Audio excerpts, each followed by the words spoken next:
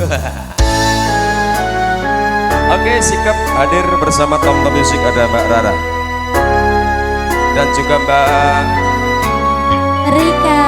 Rina Aditama Yusuf.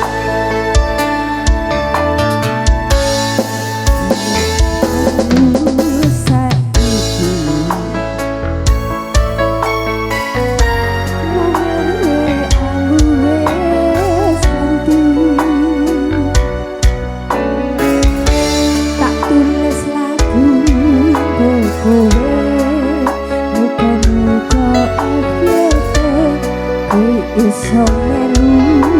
ngopi fotomu isi tak simpen ngono dadi rasa kangen Gusti tulung paringono ketemu ra ketang sedene ning iki yo wis rapopo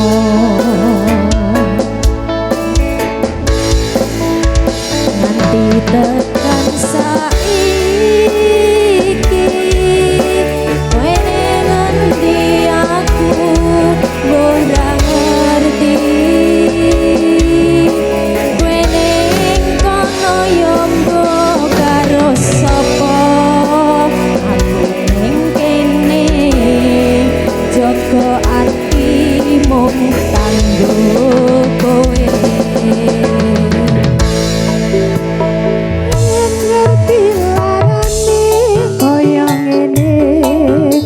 ora bakal biyen tak tinggalke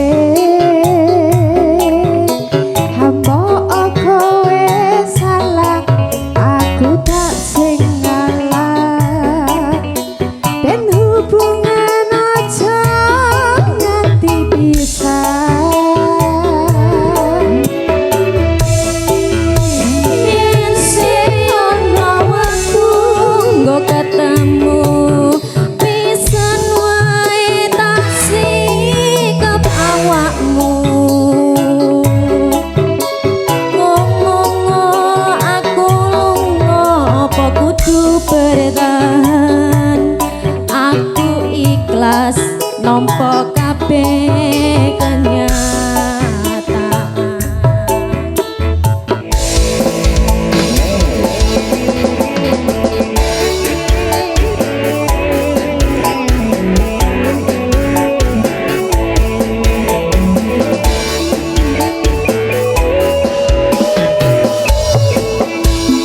nanti tekan saiki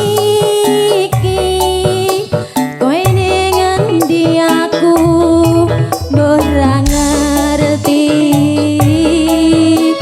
kowe ning kono yo mbok karo sapa aku ning kene jaga ati mung kanggo kowe ngerti larane koyo ngene ora bakal biyen tinggalke hampa kowe salah aku tak sing ngalah ben hubungan aja nganti pisah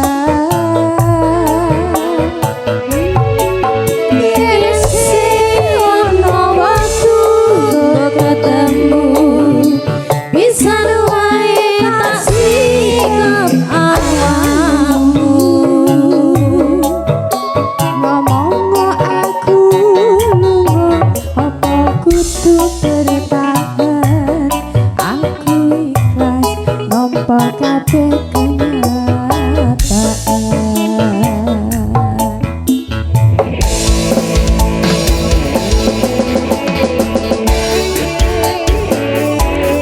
Mbak Rara ya, mengucapkan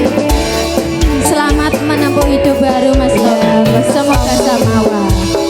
nanti dekat